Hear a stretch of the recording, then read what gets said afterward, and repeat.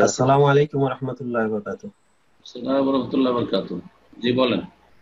আমার প্রশ্নটা হচ্ছে, করোনা ভাইরাসে সারা বিশ্বের মানুষ দিশেহারা, জি দুনিয়াবি সকল কাজকর্ম বন্ধ হয়ে গেছে।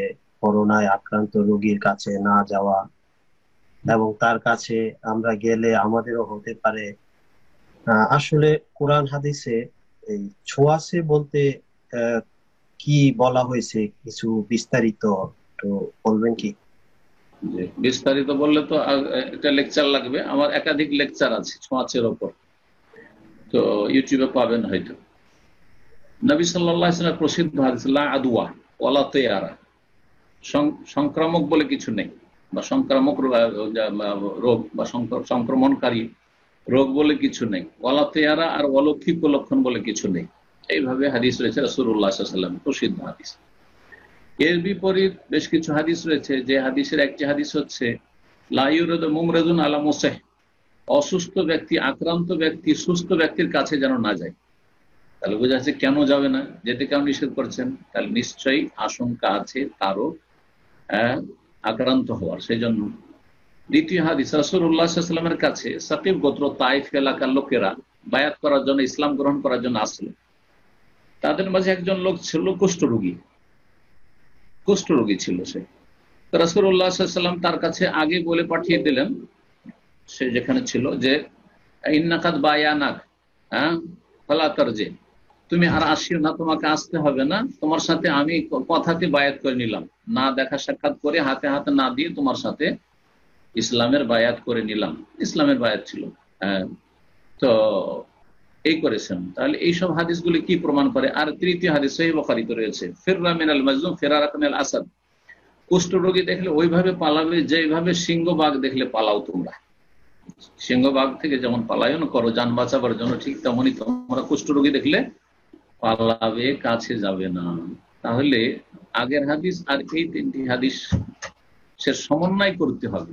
কিছু হাদিস প্রমাণ করে যে সংক্রমণ বলে কিছু আছে, কিছু কিছু রোগ আছে ছোঁয়াচে, আর আগের হাদিস সেটা বলছে না, হাদুয়া ছোঁয়াচে বলে কিছু নেই।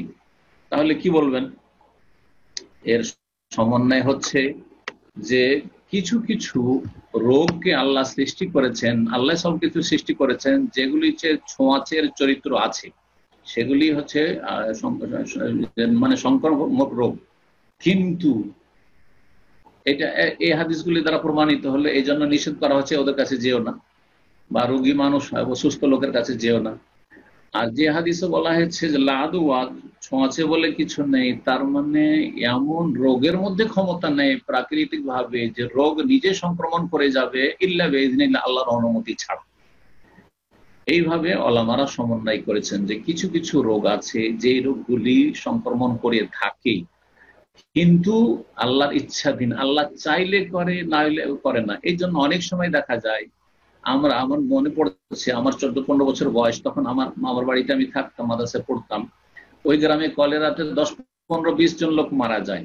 যারা রাত দিন কলেরা রোগীর খেদমত করেছে তারা অসুস্থ হয়নি, কিন্তু 10-20টা বাড়ি বাদ দিয়ে অন্য বাড়ির লোক মারা গেছে। তো এই এই মর্মে রাসূলুল্লাহ আর এক হাদিস রয়েছে যে উটের একটা রোগ রয়েছে যেটা ছোঁয়াচে টাইপের। তো আরবরা মনে করতো যে এইগুলো হচ্ছে ছোঁয়াচে রোগ। রাসূলুল্লাহ বলে ফামান আজরাবাল আউয়াল, প্রথম উটটিকে কে সংক্রমণ করলো, যে প্রথম যে আক্রান্ত হয়েছিল উটটি। তাহলে আমাদেরকে ছোঁয়াচে কিছু রোগ আছে এটাও বিশ্বাস করতে হবে, আর এটাও বিশ্বাস করতে হবে যে আল্লাহর ইচ্ছার বিরুদ্ধে কিছু হতে পারে না। আমি কোন করোনা ভাইরাসে আক্রান্ত রোগীর কাছে গেলেই, অথবা মাইয়াতকে দাফন করতে গেলেই, অথবা ওকে স্পর্শ করলেই আমি আক্রান্ত হয়ে যাবে, এমন কথা না। যদি আল্লাহ চান তাহলে সেটা হবে, আর না হলে হবে না। কিন্তু হওয়ার সম্ভাবনা আছে, হওয়ার সম্ভাবনা আছে। সুতরাং বেঁচে থাকবো যথাসাধ্য, কিন্তু যখন দেখবো যে না, বেঁচে থাকা যাচ্ছে না, আমাকে সেবা করতে হবে, স্ত্রী স্বামী সেবা করতে হবে, স্বামী স্ত্রীর কাছাকাছি যেতে হবে, ছেলে মেয়ে বাপ মা আক্রান্ত হয়েছে দেখতেই হবে, কাছাকাছি যেতেই হবে, আপনজন আত্মীয় স্বজন বা বিশিষ্ট ব্যক্তি আমাকে যেতে হবে, তো অবশ্যই যাবেন তখন আপনি। জি, জি, আল্লাহর উপর ভরসাও রাখবেন, এবং যে যে বিষয়গুলো বললাম এগুলো খেয়াল রাখবেন, যে কিছু রোগ ছোঁয়াচে আছে। কিন্তু ছোঁয়াচে আছে মানে এই নয় যে আমি ছুঁইলেই আমাকে এ রোগ আক্রান্ত করবে, এমনও নয়। আল্লাহু আলাম।